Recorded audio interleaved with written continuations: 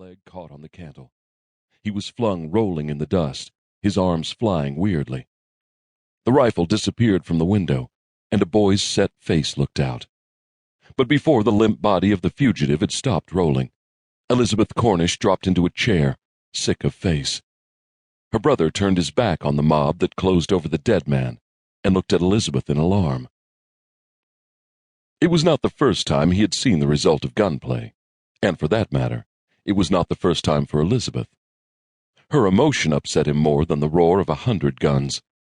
He managed to bring her a glass of water, but she brushed it away so that half of the contents spilled on the red carpet of the room. "He isn't dead, Vance. He isn't dead," she kept saying. "Dead before he left the saddle," replied Vance with his usual calm. "And if the bullet hadn't finished him, the fall would have broken his neck. But what in the world? Did you know the fellow?" He blinked at her, his amazement growing.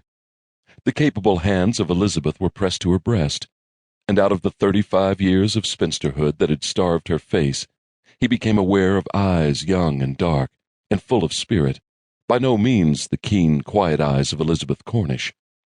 "Do something," she cried. "Go down, and if they've murdered him—" He literally fled from the room. She did not follow him with her eyes. Out on the street, a jumble of voices beat through the window.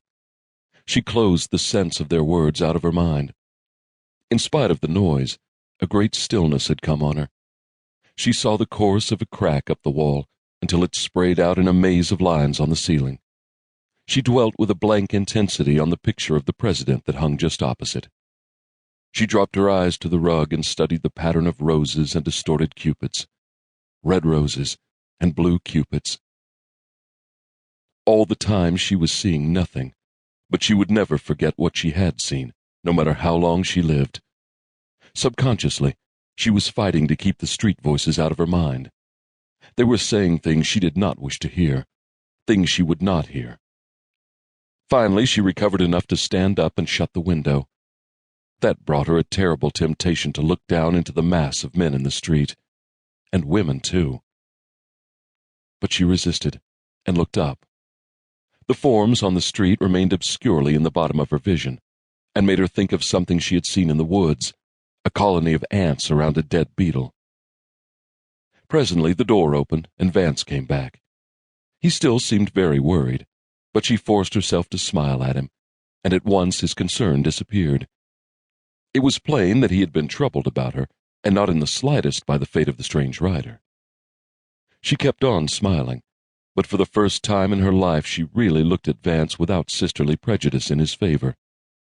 She saw a good-natured face, handsome, with the cheeks growing a bit blocky, although Vance was only 25. He had a glorious forehead and fine eyes, but one would never look twice at Vance in a crowd. She knew suddenly that her brother was simply a well-mannered mediocrity. She had been in the habit of looking up to him, because he had some of the finer touches that were lacking in her own nature. She knew now, and it had really never occurred to her before, that a man must be something more than well-educated and intelligent. She was surprised by her own judgment. Indeed, Elizabeth was far from knowing what had happened to her.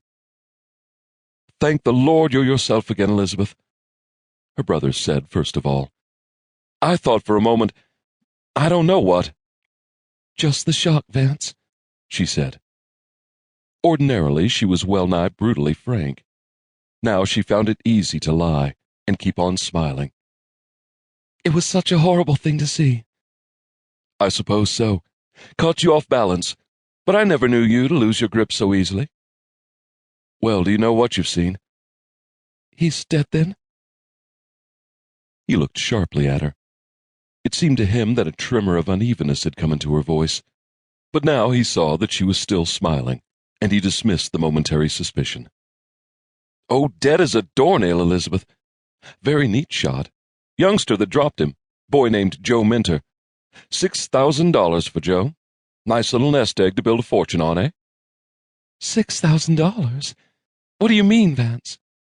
"The price on the head of Jack Hollis. That was Hollis, sis. The celebrated Black Jack."